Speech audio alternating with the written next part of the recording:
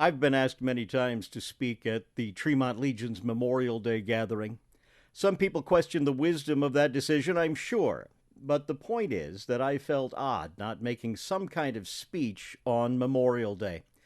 Of course, our current situation makes a formal gathering impossible, but our electronic age makes it possible to give a speech even when we can't physically come together. So here we are. Here we are at a time when we're all suffering. Many people have lost their jobs. Many are taking on much greater workloads because of the disruption brought on by COVID-19 measures.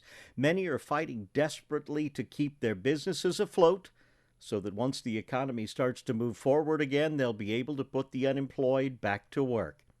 Even those who've retired from the workforce are watching their investments to make sure their financial plans aren't derailed. The suffering of those wondering when they'll have a paycheck again is real. The anxiety of parents looking at their children and wondering about the future is real.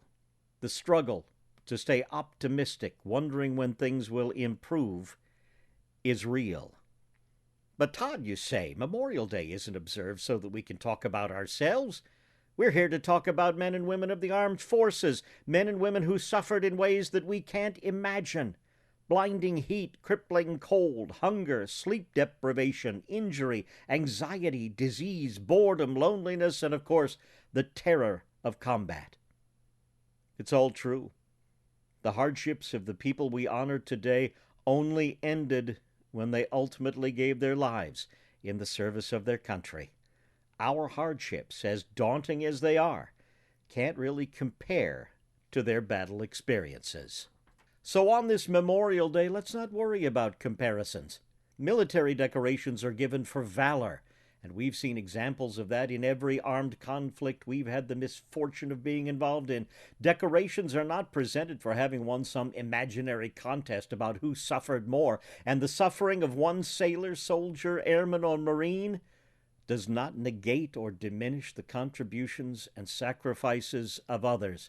Likewise, our strength as a society worth defending isn't measured by the magnitude of our suffering or whether our difficulties compare with the difficulties of others.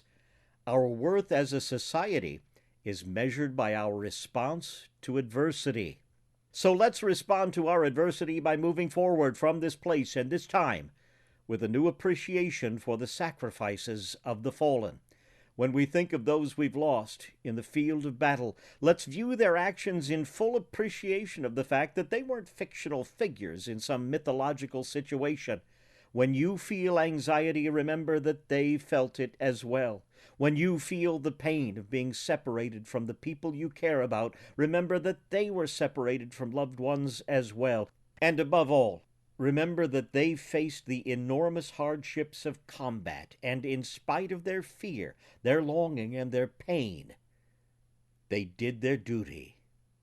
To you and yours, have a safe and healthy Memorial Day.